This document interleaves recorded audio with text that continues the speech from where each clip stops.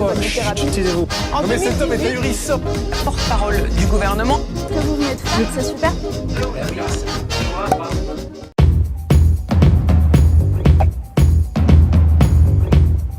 Et bonjour à tous, bienvenue dans ce nouveau duel du jour sur Juste Milieu. Aujourd'hui, on va se régaler, on va revenir aux premières amours, on va parler littérature en compagnie d'Abel Quentin. Avant même de commencer, c'est normal, on se met bien, on se détend. Abel, comment vas-tu?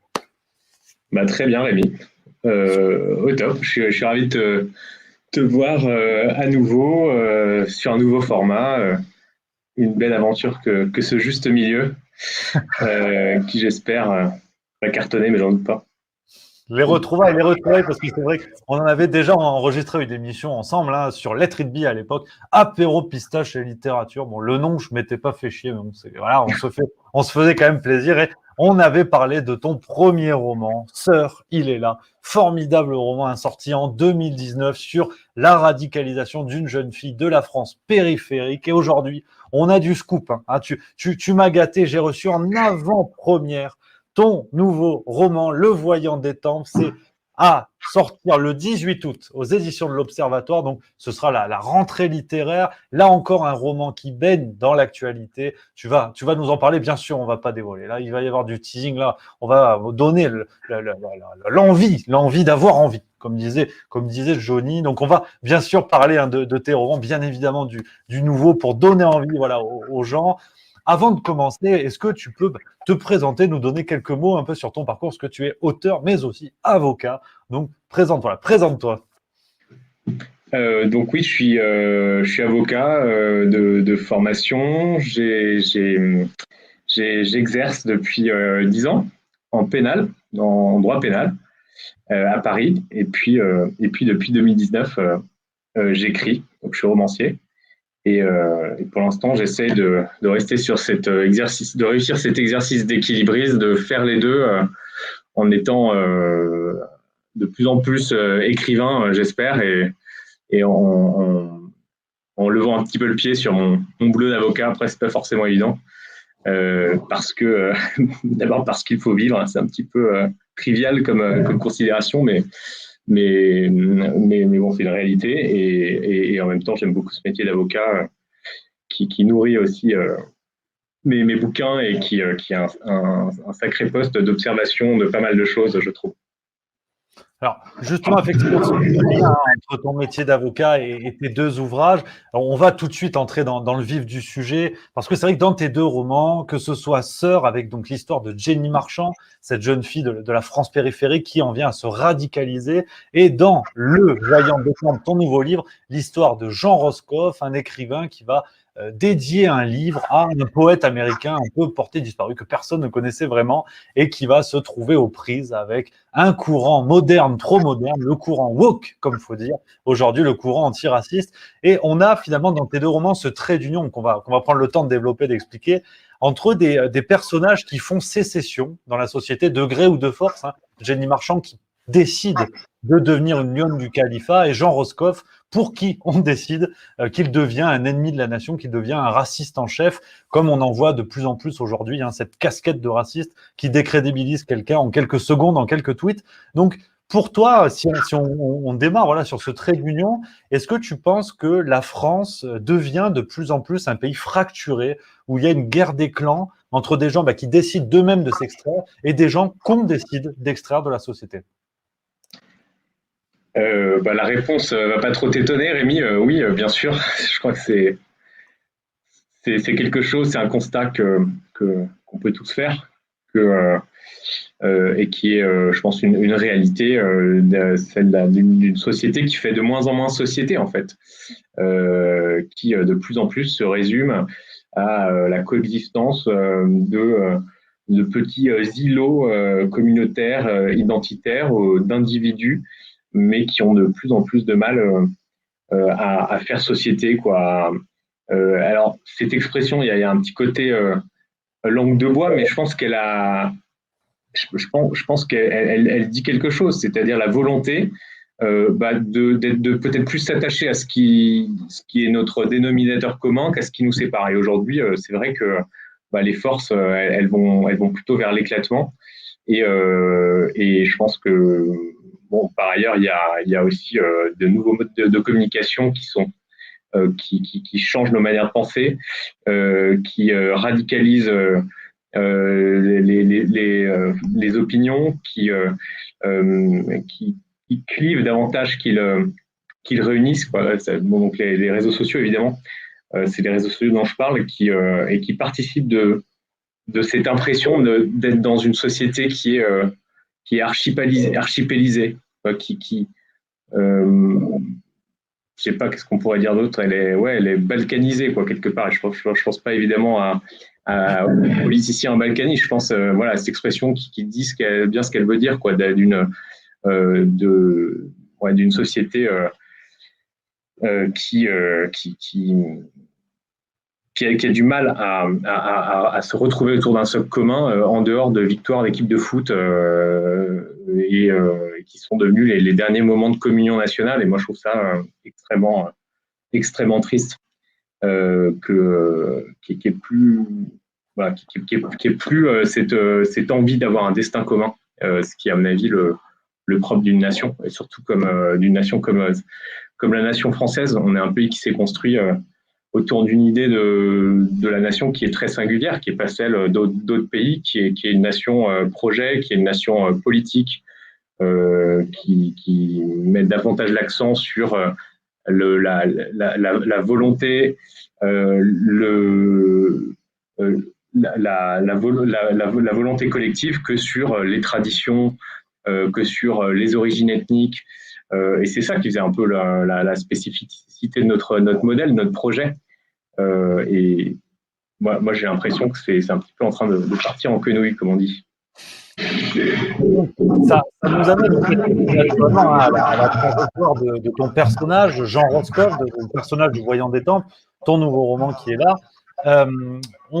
C'est dans ce que tu dis, effectivement, on a l'image d'une France qui se désolidarise, qui se désunit, avec une sorte de marxisme poussé à l'extrême, où on pouvait voir jusqu'à présent une classification entre les prolétaires, les bourgeois, classification qui a duré pendant plusieurs dizaines d'années, voire plusieurs siècles. Mais aujourd'hui, on a quand même un phénomène assez effrayant, mais très moderne, c'est le fait que des citoyens s'en prennent à d'autres citoyens et commencent à exclure même certains groupes de personnes de la société en disant non, vous n'êtes pas des woke, hein, vous me voyez venir, on arrive forcément dans la question par rapport aux Voyants des Tempes, mais des citoyens qui disent à d'autres citoyens, vous ne faites plus société. Qu'est-ce qui entraîne ça? Et c'est la trajectoire. Hein, donc ton personnage, Jean Roscoff, si tu veux le présenter, nous en parler, hein, bien évidemment. Ouais, je vais présenter le personnage en quelques mots. C'est donc Jean Roscoff, qui est le personnage du Voyant des Tempes. C'est un homme de 65 ans qui est un ancien universitaire qui vient de la Marche des Beurs, de la gauche mitterrandienne. Voilà, il était assez flamboyant dans les années 80. Il portait un perfecto, une paire d'Americana, et voilà, il était comme ça un jeune qui avait de l'avenir. Il est normalien, il est historien, et puis la vie va faire son travail, va faire son œuvre avec un certain nombre d'échecs et de mauvaises décisions qui sont prises, et donc Jean Roscoff va se retrouver dans nos années 2020, jeune retraité, désabusé, qui n'a pas eu la carrière universitaire qu'il aurait voulu avoir, et qui a été largué par sa femme, et qui ne comprend plus grand-chose finalement au monde dans lequel il vit, et aussi qui ne reconnaît plus sa famille, à la gauche, qui ne reconnaît plus sa famille. Et il va donc, pour se relancer un petit peu, pour aider le passage douloureux à la retraite, il va faire un bouquin sur un poète américain qu'il a admiré jeune, qui est un personnage assez mystérieux, qui meurt dans l'Essonne en 1960 dans un accident de voiture. Il va faire un livre sur ce personnage qui a priori est assez confidentiel, donc on se dit c'est pas un livre qui aura vocation forcément à emballer les critiques, et en fait il va se faire il va se faire piéger dans une polémique bien moderne sur fond d'appropriation culturelle, d'antiracisme. Et cet homme qui a fait la marche des beurs, qui a été de tous les combats dans les années 80, mais qui a cette vision, une vision assez universaliste de la société du combat antiraciste. Sa vision, c'est plus celle de Martin Luther King que celle de Malcolm X. C'est-à-dire, c'est le côté, on est tous des enfants d'immigrés, on est tous ensemble, on est tous français, et on n'est pas dans une espèce d'obsession identitaire, qui est un petit peu la dérive actuelle d'une frange du mouvement antiraciste. Et donc, Jean Roscoff va devenir comme ça le sujet de passion très, très actuel. Et donc, du coup, je rebondis là-dessus parce que c'est vrai que c'est le tour de force du roman. Et j'aurais aimé t'attaquer, j'aurais aimé te piquer d'être l'Éric Nolot du Wish, mais je ne peux pas, malheureusement. Hein, ceux qui suivent la Tribune le savent. Sœur avait été le grand coup de cœur, mon grand coup de cœur dans la rentrée 2019. Et avec Le Voyant des Tempes, c'est la même chose parce qu'on a vraiment un roman qui baigne dans le réel, qui baigne dans son monde et qui d'une certaine manière, dessille un petit peu les yeux du lecteur, quelles que soient nos propres convictions. Quand j'étais face à ce roman, je me suis dit, mais finalement, nous sommes tous des Jean Roscoff qui s'ignorent. Nous sommes tous, du jour au lendemain, on peut tous basculer dans ce tourbillon face à quelque chose que l'on ne comprend pas, ce mouvement woke, décolonial. On en entend parler, mais finalement, ça concerne très peu de personnes. Et justement, pour expliquer un petit peu ça aux spectateurs qui, comme moi, ne sauraient pas vraiment de quoi il s'agit, est-ce que tu peux nous expliquer ce mouvement woke, ses ressorts, un peu ses origines, et pourquoi tu t'es dirigé vers ça pour ton roman? Le courant woke, on connaît également sous d'autres noms, pensée décoloniale, pensée indigéniste. C'est un courant qui nous vient en grande partie des États-Unis, et c'est on va dire, une nouvelle variante du combat antiraciste qui a décidé de réhabiliter la race comme critère qui explique un certain nombre de rapports de domination sur le terrain des sciences sociales. C'est-à-dire que finalement, pour caricaturer, on avait un antiracisme plutôt universaliste qui consistait à dire que la notion de race, justement, est absolument plus pertinente et qu'il faut lutter contre les inégalités concrètes pour arriver à une société juste sur le terrain du droit au logement, de l'accès au travail. Donc un antiracisme, finalement, vieille école qui s'attachait à ces questions très, très concrètes. Là où les woke, eux vont finalement traquer les discriminations inconscientes d'une société et également les attitudes qui finalement seraient des vecteurs d'oppression, même de la part de gens qui n'en sont pas conscients, qui se vivent comme étant des gens progressistes, des gens absolument antiracistes. Le courant woke dit c'est pas si simple. En fait, vous pouvez, dès lors que vous êtes blanc notamment, vous bénéficiez d'un privilège que vous et ce privilège, vous en bénéficiez même si vous n'avez pas envie d'en bénéficier quelque part. Et de la même façon, ce courant va s'attacher à traquer les rapports d'oppression fondés sur la différence de genre ou d'autres différences de ce type.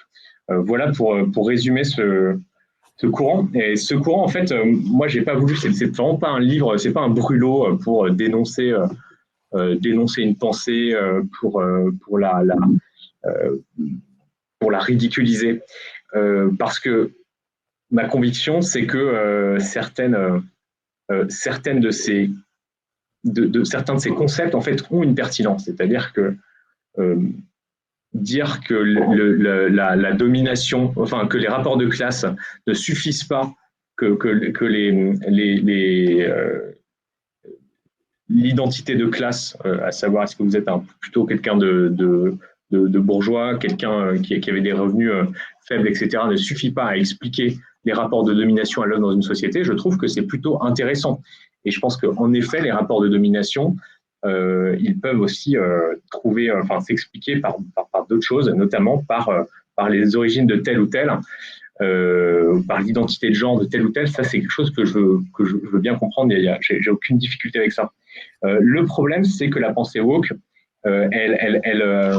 prise à son point extrême, c'est une pensée qui a quelque chose de nihiliste au sens où elle se repaît de créer de la culpabilité chez l'autre encore et encore.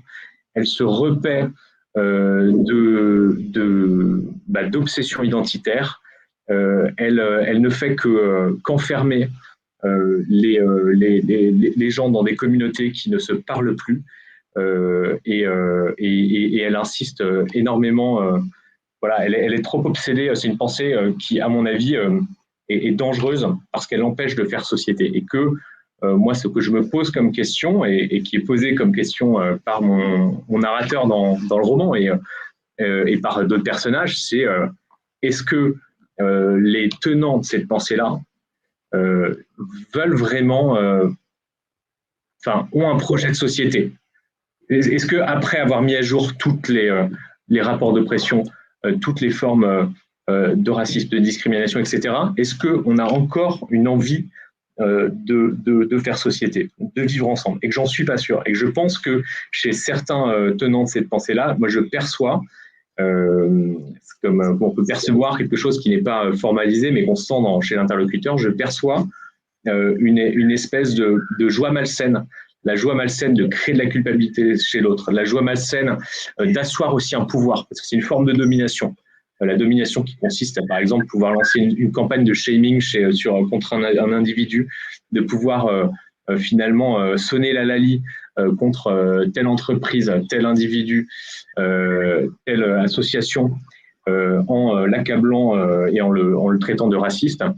C'est une forme de pouvoir. C'est une forme de pouvoir. Et dès qu'il y a pouvoir, il y a aussi rapport malsain au pouvoir. Et c'est ça que je pose aussi comme question. C'est qu'il y a derrière quelque chose de destructeur, quelque chose de malsain et quelque chose qui est aussi une trahison, je pense, de l'idéal de beaucoup d'auteurs dont se réclament ces mêmes woke. C'est un livre pour lequel je me suis énormément plongé dans la pensée, dans les écrits d'un James Baldwin ou d'un Frantz Fanon, qui sont des gens qui ont fait école. Frantz Fanon, c'est quand même celui qui était, qui a écrit un livre, Les damnés de la Terre, qui était la Bible de Black Panthers dans les années 60-70.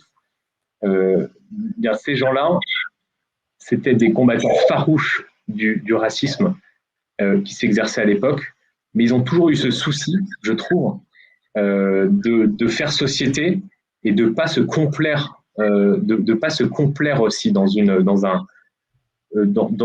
position de victime, parce que ça n'est pas, c'est quelque chose d'un petit peu morbide. Et ils ont toujours dénoncé ça d'ailleurs. Ils ont toujours dit c'est un risque. Attention, il faut penser à l'après. L'après, c'est comment quand on est aux États-Unis ou en France, c'est-à-dire des sociétés qui sont multiculturelles, quelque chose dont on peut être fier à mon avis. Comment on fait pour tous vivre ensemble? Donc c'est des questionnements qui sont à l'œuvre dans le Voyant des Tempes. C'est peut-être une question un peu terre à terre, mais on le voit dans la trajectoire donc de ton personnage, Jean Roscoff, sans bien sûr dévoiler toute l'intrigue et toute l'évolution du personnage, qui est même parfois très déstabilisante. C'est pour ça que j'invite vraiment les gens à aller dans ce roman, à découvrir ce roman, parce qu'il ne s'agit pas juste d'un texte comme ça qui parle de ce mouvement woke. Il y a vraiment une évolution et on prend conscience d'ailleurs de ce qui se joue sous nos yeux, parce que tous les jours on a des exemples, on a une incarnation de ce mouvement-là et de ses paradoxes. Encore il y a peu, c'était Assa Traoré qui devient l'égérie de la marque de chaussures de luxe Louboutin. On a tous ces paradoxes-là qui sont mis en lumière, mais je rebondis sur ce que tu dis. Finalement, quel est le but de ce mouvement-là? Est-ce qu'il y a une finalité? Parce que, comme tu dis, il y a effectivement presque une joie malsaine à afficher les gens, à les nommer, à les balancer maintenant, comme il faut dire. Mais quelle est la finalité? On dirait que c'est un ventre infini qui se nourrit de tout ça, mais au bout du compte, qu'est-ce qu'il y a après ce mouvement-là? C'est une bonne question, et moi j'aurais tendance à dire il y a rien. C'est une forme de nihilisme, en tout cas chez certains. Mon roman parle pas mal aussi de la genèse de cette pensée. Mon narrateur, il croise notamment par ses lectures Sartre, qui a finalement donné des outils intellectuels à cette pensée-là, mais qui ont été aussi dévoyés, parce que Sartre, par exemple, lorsqu'il écrit l'anthologie, la préface qui s'appelle L'Orphée Noire à l'anthologie de la poésie nègre ou malgache, il dit il faut qu'il y ait à un moment donné un repli des communautés qui ont été opprimées, il faut qu'elles se replient sur elles-mêmes pour prendre un temps qui est un temps de définir leur propre identité, de retrouver leurs racines, de retrouver leur littérature. Donc, c'est la négritude de Césaire, c'est ça. Sauf que Sartre dit bien que ça doit être un moment transitoire. Il dit que c'est un racisme antiraciste, qui est un moment de négativité. C'est le moment où on veut se retrouver seulement entre noirs ou dans d'autres communautés, ça peut être entre femmes ou, j'en sais rien moi, entre transsexuels. On peut avoir, quand on a été victime d'oppression, on peut avoir besoin de ce moment-là, mais ce moment-là ne doit durer qu'un temps. Après, il faut retrouver les autres. Il faut retrouver les autres, et que je suis pas sûr que quand on écoute une Rokhaya Diallo, qui est par exemple une des figures de cette pensée-là en France, je sens pas venir ce troisième moment. Je vois que le moment de négativité, je vois une jubilation. Et puis derrière, tu disais tout à fait à raison qu'il y a aussi des choses pas très reluisantes, parce que Assa Traoré qui se retrouve égérie de Louboutin, ça montre aussi que cette pensée-là, elle permet de générer des profits pour certains. D'ailleurs, pas pour Assa Traoré, pour Louboutin, ça permet à un moment donné d'asseoir une image de marque, ou de se faire mousser. Et d'ailleurs, de façon générale, les forces capitalistes, le marché, est très largement l'allié objectif de cette pensée-là. Parce que cette pensée-là, c'est aussi un écran de fumée qui évite de parler des rapports de classe, qui évite de parler d'augmentation de salaire, qui évite de parler des questions peut-être plus classiques, économiques, sociales, et que ça fait un petit peu écran de fumée. Et c'est pour ça que je pense que beaucoup de sociétés s'engouffrent dans ce mouvement-là à travers leur pub, le choix de leur égérie, etc. Et sur ce point, est-ce que, plus sur le terrain des valeurs, mais est-ce que, comme fut un temps, d'ailleurs il y a quelques années seulement, on avait eu la discrimination positive qui posait déjà quelques questions, est-ce qu'aujourd'hui l'antiracisme n'est pas devenu un racisme positif? C'est-à-dire, on peut dire, par exemple, je pense à un Lilian Thuram qui a écrit son dernier ouvrage qui s'appelle La pensée blanche, où il rend, entre autres aberrations, et je pèse mes mots, il rend, par exemple, le blanc responsable de la déforestation. Parce qu'il dit en substance, je n'ai pas la phrase exacte, mais en substance qu'il est dans la nature de l'homme blanc de détruire. Et ça ne dérange personne. On voit fleurir des livres comme ça qui, sous couvert d'antiracisme, finalement font la même distinction que celle du racisme, qui est de classifier les gens en fonction de leur couleur de peau, de leur origine ethnique, de leur religion même. Est-ce qu'on n'a pas, du coup, un emballage où l'antiracisme devient un racisme, mais qui fait le bien, donc qui est autorisé? Je pense que c'est tout à fait le cas. Je pense que ce que tu décris, c'est le phénomène d'essentialisation, le fait d'attacher de façon nécessaire telle ou telle qualité à une couleur de peau, par exemple. Et en fait, l'essentialisation, c'est le terreau même du racisme, ça a toujours été, et que quand on essentialise le blanc, à la fin des fins, ça ressemble furieusement à du racisme. Alors, le problème, c'est que si vous dites ça à un militant décolonial, il vous dira non, c'est pas possible. Le racisme ne peut s'exercer qu'à l'endroit des communautés historiquement opprimées. et que le fait d'essentialiser une communauté qui, par définition, historiquement, a été une communauté dominante, les Blancs, c'est pas du racisme. C'est, on va dire, c'est de la légitime défense, quoi, pour caricaturer. Et je pense que c'est pas, en fait, ça mène nulle part. Je pense que c'est dangereux. Je pense que c'est des jugements qui sont erronés. Je pense que c'est des jugements qui font beaucoup de mal dans une société qui déjà va mal. Et je crois qu'il y a quelque chose de dangereux, finalement, de jouer avec le vocabulaire du racisme pour lutter contre le racisme. Au bout d'un moment, on y perd son âme, quoi. On y perd son âme et je trouve que voilà, c'est très revigorant de relire des discours de Martin Luther King, de lire du Frantz Fanon, de lire du James Baldwin, parce que c'est des gens qui étaient très très au clair sur ce qu'ils voulaient.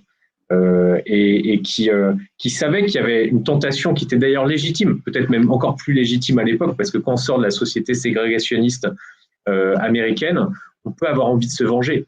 On peut avoir envie de dire, maintenant qu'on a l'égalité, en tout cas l'égalité en droit, parce qu'évidemment, il y a des mécanismes de discrimination qui se perpétuent, on peut avoir envie de faire payer à l'ancien oppresseur, de cristalliser une culpabilité chez l'autre. C'est une tentation qui, en fait, qui est même très très humaine, quoi. Simplement, ces auteurs-là, ils disaient toute égalité, mais rien que l'égalité, et attention à ne pas aller là-dedans. Et d'ailleurs, il y a des pages très très belles d'un James Baldwin qui va dîner avec le fondateur de Nation of Islam dans les années 60, qui est l'homme qui a inspiré Malcolm X, donc un antiracisme très séparatiste pour le coup. Et James Baldwin est très mal à l'aise parce qu'il dit finalement, j'ai l'impression que quand il parle des Blancs, je retrouve quelque chose de ce racisme que j'ai toujours dénoncé. Je retrouve ce même malaise. En fait, je suis mal à l'aise. Et surtout, il explique comment le fondateur de Nation of Islam s'étonne qu'il ait des amis blancs. James Baldwin, il dit, mais attends, en gros, t'es avec nous ou t'es contre nous? Et James Baldwin, il n'a pas envie de choisir. Il a envie de... il voudrait pouvoir se définir autrement. Et voilà, c'était des consciences qui, je pense, doivent être redécouvertes aujourd'hui. On a bien besoin pour pas tomber dans des écueils dont personne ne sortira gagnant. Et donc, du coup, pour rebondir là-dessus et continuer à creuser cette question-là, il y a quand même un débat central, enfin justement, sans mauvais jeu de mots, il y a un débat central, mais qui ne l'est plus vraiment, c'est cette question du débat, justement. C'est une des facettes de l'antiracisme, du mouvement woke, c'est le refus du débat. Mais c'est même pas un refus qui se cache. Aujourd'hui, on a par exemple un philosophe dit de gauche comme Geoffroy de la Gasnerie, qui à la radio, il me semble que c'était sur France Inter, ne se cachait pas et disait ouvertement qu'il ne fallait plus débattre avec des gens qui étaient considérés comme des ennemis de la pensée. Et donc ton personnage, dans ce roman, il est en plein milieu de ça, où comme tout le monde finalement, il a en tout cas la volonté de faire le bien ou de penser faire le bien, mais tout le monde a la prétention de faire ça, et du coup on a un débat où plus personne ne s'écoute et même certains ne veulent même plus débattre. Qu'est-ce que tu en penses toi de ça, de ce nouveau rapport au débat? Ouais, non, j'avais écouté comme toi France Inter avec Geoffroy de la Gasnerie qui expliquait, je crois que les termes exacts c'était « je suis contre le paradigme du débat ». Phrase qui est glaçante, mais phrase qui a le mérite de l'honnêteté, et je dois dire que c'est plutôt bien en tout cas que quelqu'un assume cette position. Cette position, elle est effrayante, mais elle est lourde de sens.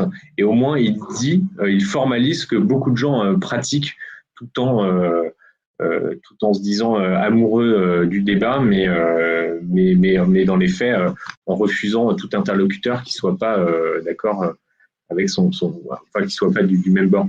Je pense qu'il y a, c'est quelque chose aussi qui est très présent dans le voyant des tempes, c'est qu'il se prend des volées de bois vert sur les réseaux sociaux. On veut le faire taire. On va faire des montages scabreux sur Internet pour l'humilier. On va pirater ses comptes, on va pirater son compte bancaire. Et tout ça, c'est le signe d'une société où le débat est moins possible, où une société ultra polarisée, où on a oublié les vertus civilisatrices du débat. Le débat, c'est pas... comme si, comme si on considérait aujourd'hui très souvent sur des plateaux télé, dans des espaces de discussion, on a l'impression que les gens ont peur d'être contaminés par la pensée d'autrui. Si je me mets à une table ronde avec un tel qui est de tel ou tel bord, je suis déjà en train de faire une concession. Le seul fait de parler avec lui va le légitimer. Et en plus, si je ne fais pas que lui aboyer dessus et si je l'écoute 2 minutes, je risque d'être contaminé par cette pensée. C'est quelque chose qu'on ressent aujourd'hui. Dans mon livre, il y a beaucoup de parallèles avec une autre époque d'invective, une autre époque de polémique, qui est le début de la guerre froide, fin des années 40, début des années 50, avec des intellectuels engagés, avec des gens qui s'injurient, qui s'excluent. C'est la fameuse phrase de Sartre, tout anticommuniste est un chien. C'est la phrase également célèbre, il vaut mieux avoir tort avec Jean-Paul Sartre qu'avoir raison avec Raymond Aron, qui dit beaucoup de choses de l'intolérance de cette époque et une époque où il y avait assez peu d'hommes libres et où le seul fait d'aller s'asseoir à une table avec son adversaire était quelque chose qui pouvait amener sur vous la suspicion de votre propre camp. Donc, sachant qu'aujourd'hui, tout ça est bien multiplié par les réseaux sociaux, avec tout ce qui charrie d'exclusion, d'injures, d'intolérance, de bêtises aussi, tout simplement, enfin, de bêtises crasses. Je me souviens plus quelle était ta question, mais je pense que j'ai plus ou moins répondu. Et voilà, c'est vrai que c'est un sujet, moi, qui me préoccupe beaucoup. Donc, Geoffroy Aganry, voilà, c'est quelqu'un qui explique qu'en fait, il est dans le camp des purs. D'ailleurs, je crois que c'est un terme qu'il utilise lui-même, et que quand on est impur, on ne discute pas avec les impurs. Et moi, ce qui m'effraie, c'est que ce vocabulaire, pour moi, il avait été disqualifié par certains événements historiques du XXe siècle, la notion de pureté. Eh bien, il y a une certaine gauche intellectuelle, une gauche morale qui réutilise ces termes. Alors, moi, de mon point de vue, c'est des termes qui ont été disqualifiés à jamais. Et voilà, je trouve ça dangereux. Et justement, là encore, pour faire le pont, cette notion de pur d'impur, effectivement, qui est sidérante, mais ce côté presque prosélyte, en fait, du débat, où, comme tu disais, on ne parle pas avec l'adversaire, ou alors on doit lui inculquer presque de force sa pensée qu'on juge être la bonne pensée. On a quand même, et c'est un thème qui est effectivement beaucoup plus fort dans Sœur, ton premier roman, mais on a aussi des ponts avec Le Voyant des Temps, bien évidemment, sur ce retour du religieux. Et si on élargit un petit peu le débat, on a presque, allez, par provocation, soyons fous, mais Greta Thunberg, Didier Raoult, même combat. Aujourd'hui, on va déboulonner certaines idoles, ou en tout cas déboulonner des statues, pour se forger d'autres idoles, d'autres motifs de croyance. Là, on a cru en Greta Thunberg, une jeune fille de 16 ans qui, d'après sa maman, voyait le CO2 à l'œil nu, qui pouvait prêcher la bonne parole à travers le monde en y allant en bateau. Et finalement, avec Didier Raoult, c'était un petit peu pareil. On a eu à un moment donné un mouvement de croyance, là où on parlait quand même de science. Est-ce que ce retour du religieux, comment on peut le voir? Comment toi, en tant que romancier, tu le perçois en l'ayant travaillé sous des angles différents? Je sais pas s'il y a je sais pas s'il y a un retour du religieux. Ce qui est certain, c'est qu'il y a un retour de la religiosité, des croyances, de la pensée magique, mais je sais pas si c'est un retour du religieux, parce que c'est pas un retour du spirituel. Je pense pas qu'on soit une société où il y a un regain de spiritualité. Je pense que notre société là-dessus, elle régresse de façon continue, et je vois rien de changer là-dedans dans les dernières années. En revanche, il y a un retour des croyances, retour des gourous, un retour des mouvements sectaires. Ça, c'est une certitude, et moi, mes romans, c'est vrai, traitent de ça, traitent d'intolérance, mais traitent aussi de phénomènes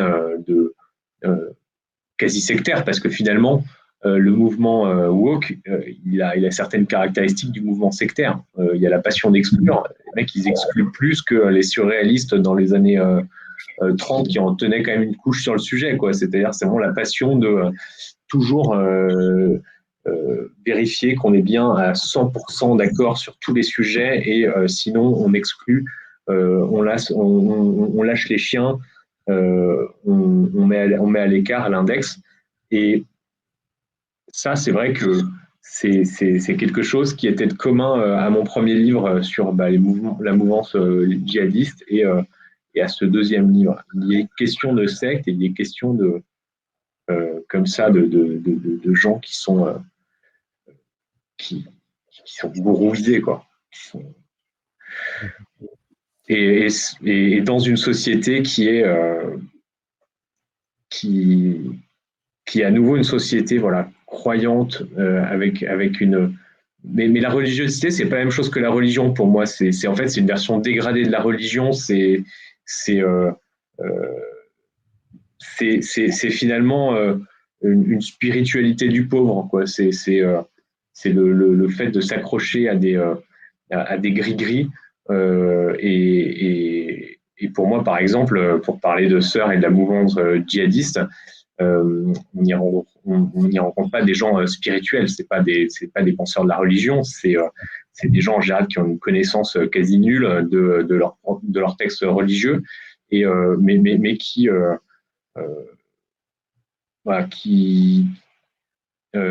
sont qui ne retiennent de la religion que le côté millénariste, magique, obscurantiste, gris-gris, colifichet, rituel, enfin le côté pas très intéressant à mon avis de la religion.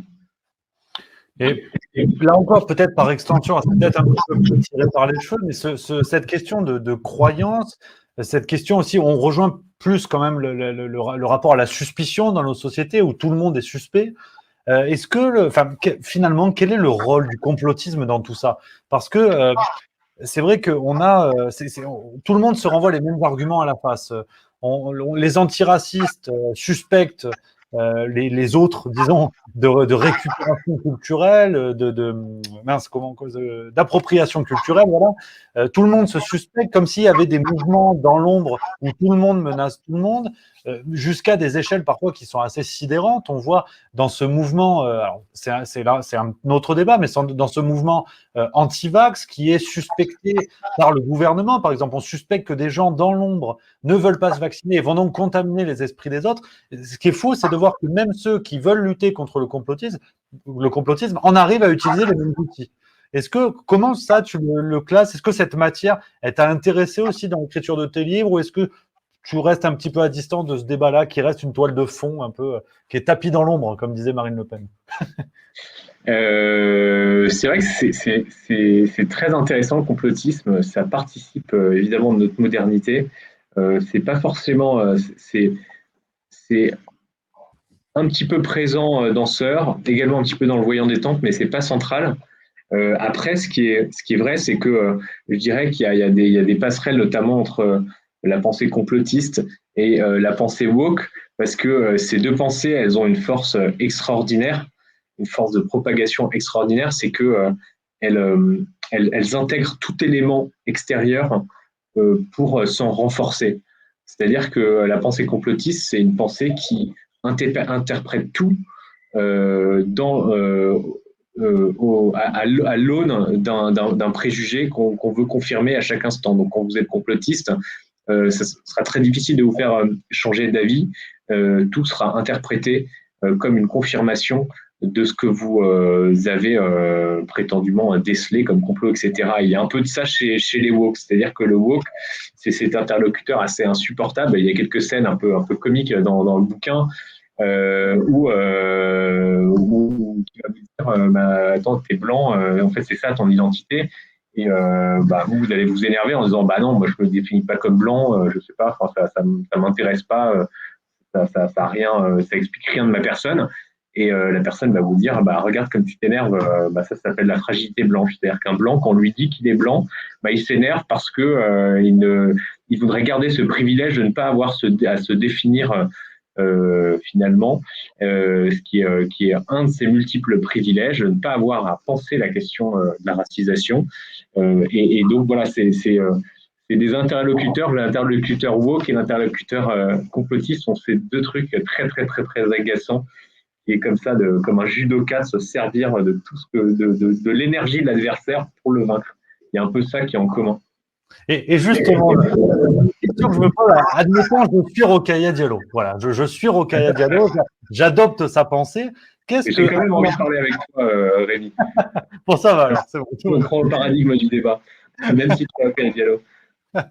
Et ben justement, qu'est-ce qu'on peut répondre à quelqu'un, donc une Rokhaya Diallo ou quelqu'un qui en tout cas aurait les mêmes pensées, qu'est-ce qu'on peut répondre à quelqu'un qui dirait que cette lutte contre le mouvement woke, finalement, est l'acceptation du privilège blanc, l'acceptation, si tu veux, de ces dominants qui se défendent face à l'évidence. Parce que c'est vrai que c'est quand même un des problèmes de l'antiracisme, c'est que tout n'est pas complètement con. Pour dire les choses crûment, ça apporte de la réflexion, ça amène à la réflexion, et c'est pour ça que c'est encore plus dommage que ce mouvement ne fasse pas société, parce qu'il y a du bon à y récupérer de toute évidence. Mais qu'est-ce qu'on peut répondre à cet argument-là, par exemple? Alors, d'abord, juste une précision, parce que quand tu dis il y a du bon dans l'antiracisme, le mouvement woke, c'est pas pour moi, c'est pas l'antiracisme. Il y a encore, c'est une sous-branche de l'antiracisme, mais il y a aussi des gens qui luttent pour l'égalité sans réactiver des passions communautaristes, etc. Il y a des gens qui le font, et donc je pense qu'il faut quand même leur rendre hommage. Et après, tu as raison, c'est un des problèmes de cette pensée-là, c'est que elle nous amène à nous penser comme blancs. Là, on n'avait pas eu l'occasion de le faire, pas envie de le faire, et je ne suis pas sûr que ce soit un progrès. Alors, dans l'esprit d'une Rokhaya Diallo, c'est une prise de conscience qui est importante parce que ça va nous rendre plus sensibles aux inégalités à l'œuvre ici ou là. Mais moi, ce que je vois aussi, c'est que il y a un peu une sorte de tango malsain entre une Rokhaya Diallo et un Éric Zemmour. C'est qu'ils se nourrissent l'un l'autre. Il y a des passerelles qui peut-être, qui existent, et ça me fait penser à cet épisode assez incroyable, assez mal connu. J'en parle très très rapidement, je crois, dans le Voyant des Tempes. C'est que Malcolm X, il avait invité à un de ses meetings dans les années, je pense, 60, les dirigeants du parti nazi américain. Ce qui est quand même, on se dit c'est complètement dingue. Et en même temps, il y avait les gars étaient venus en disant au final, on est d'accord sur un projet séparatiste, on veut pas vivre avec vous. Et vous dites que vous êtes d'accord pour ne plus vivre avec nous. Bah, on a matière, voilà, on a cette chose en commun. Et moi, je trouve que c'est quelque chose qu'on devrait un peu plus réfléchir. Je suis pas sûr que ce soit une réussite que des blancs qui ne s'étaient jamais définis comme tels le fassent. Je pense que c'est plutôt une régression, et je vois pas en quoi ça fait avancer les combats pour l'égalité. Effectivement, il y a beaucoup de réflexions qui se croisent et qui sont d'actualité. Cher Abel, on est ensemble depuis bientôt 1 heure, et on va finir en littérature, parce que quand même, on va parler de l'essentiel. L'essentiel, bon, on dit que l'essentiel est dans l'actel, mais l'essentiel est dans les bouquins de manière générale.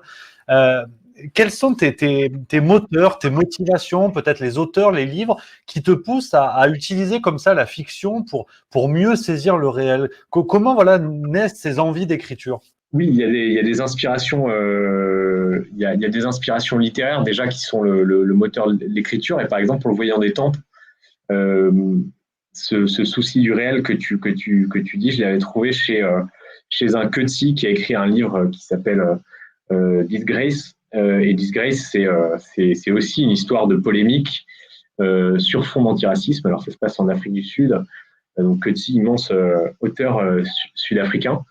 Et il y a chez lui cette espèce une ironie aussi un peu à la Philippe Roth, une envie de faire mal et une envie de tout traiter et de pas refuser la complexité. Et moi, c'est vrai que j'aime bien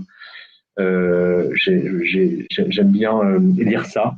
Et c'est vrai que les anglo-saxons peut-être excellent particulièrement dans cet exercice. Que ce soit d'ailleurs dans le cinéma, mais dans la littérature aussi, c'est une société qui, par ses écrivains, sait se regarder elle-même.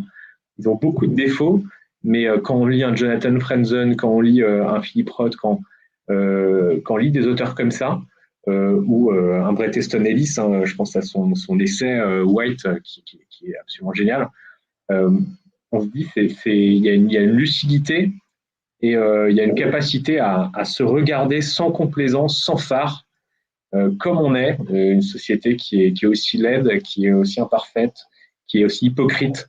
Et c'est des auteurs aussi qui peut-être ont en commun d'avoir une espèce de jubilation dans le fait d'enlever des masques, de démasquer l'autre, qu'on voit ces hypocrisies, qu'on voit ces incohérences, ces contradictions. Moi, je pense que ça peut être un des boulots de l'écrivain de faire ça, et que ça peut être salutaire. Et c'est vrai que je l'ai lu chez des auteurs comme ça. Et ben là, je crois que je ne sais pas ce qu'il vous faut maintenant pour ne pas aller découvrir Le Voyant des Tempes. Allez-y, courez en librairie. Nos libraires en ont bien besoin en plus, donc on y va. Voilà, je pronostique, ça va être la sortie de septembre. Enfin, un livre un peu qui arrête de nous emmerder avec des histoires d'amour bidon entre deux cadres parisiens qui bouffent du gluten tous les jours. Voilà, un petit peu de démagogie à débat, ça fait plaisir. Donc voilà, Le Voyant des Tempes, on y va. C'est le 18 août prochain en librairie 2021, à l'heure où on s'enregistre. Parce que si vous nous regardez dans 2 ans, c'est pas grave, il sera quand même en librairie. Abel Quentin, un immense merci. Merci à toi, Rémi. Merci, à bientôt.